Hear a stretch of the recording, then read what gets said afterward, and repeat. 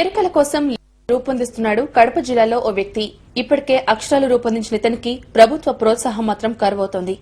ఎరుకల్లో అక్షరాస్యత కోసం ఈ లిపిని అభివృద్ది చేయాలని ఎరుకలు కోరుతున్నారు. ఇదేమీ డ్రాయింగ్ కాదు, చిన్నపిల్లలు వేసిన బొమ్మలు అంతకన్నా కాదు. అంధకారంలో ఉన్న ఎరుకల జీవితాల్లో వెలుగు నింపే అక్షర దీపాలు. అసలు రాతంటేనే తెలియని ఎరుక కులస్తుల కోసం ఓ లిపిని రూపొందిస్తున్నాడు కడప జిల్లాకు చెందిన రామకోటేశ్వరరావు. కడప జిల్లాలో ఎరుక కులస్తులు ఎక్కువగా ఉన్నారు. చాలా మంది యాచక వృత్తిలో మగ్గుతున్నారు. అజ్ఞానం, నిరక్షరాస్యత పుష్కలంగా ఉన్న వీరిలో జ్ఞాన దీపాలు వెలిగిస్తానంటున్నాడు రామకోటేశ్వరరావు. ఆ దిశగా ప్రయత్నాలు మొదలు పెట్టాడు కూడా. ఇతను చేస్తున్న ప్రయత్నాన్ని మెచ్చి ద్రవిడ యూనివర్సిటీ ప్రశంసా పత్రం అందజేసింది. లిపి అనే దాన్ని సృష్టిస్తే బాగుంటుంది కదా అని చెప్పి ఆలోచన చేసినాం.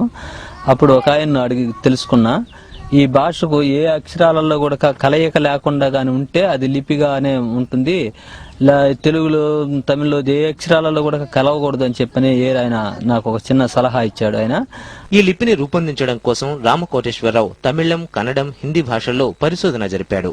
ఎరుకుల భాష రూపొందిస్తున్న ఇతనికి కడప యోగి వేమన యూనివర్సిటీ కూడా ప్రోత్సాహం అందిస్తోంది. ఎరుకుల వాళ్ళకి అని ఒక సెపరేట్ గా ఒక స్కూల్ మంజూరు చేస్తే గవర్నమెంట్, దాని ద్వారా నేను కొంతమందికి ట్రైనింగ్ ఇచ్చి అట్లా ఎరుకుల జాతి వాళ్ళకు మొత్తానికి చదువు వచ్చేటట్లు చేయాలని ప్రయత్నం చేస్తున్నా. ఆల్రెడీ దీనికి పెద్దోళ్ళు సహకరించితే నా ఛాయశక్తిలో దీన్ని డెవలప్ చేయగలుగుతా. తమకంటూ ఓ లిపి పుడుతుండటంతో ఎరుకల్లో ఆనందం వ్యక్తమవుతోంది. అయితే ప్రభుత్వం దీన్ని గుర్తించాలని, అభివృద్ధి చేయాలని వారు కోరుకుంటున్నారు. గురువు లేకుండానే విలువిద్యలో ఆరితేరాడు ఆనాటి ఏకలవ్యుడు. లిపిలేని తమ భాషకు రూపుదిద్దే ప్రయత్నం చేస్తున్నాడు ఈనాటి మన ఏకలవ్యుడు. యూనివర్సిటీలు ఇతని ప్రతిభను గుర్తించినా ప్రభుత్వం మాత్రం ఆ దిశగా అడుగులు వేయకపోవడంపై నిరాశ చెందుతున్నాడు.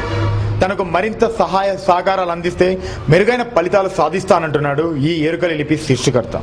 కెమెరామెన్ రామచంద్రతో హరికిషన్, TV9 కడప.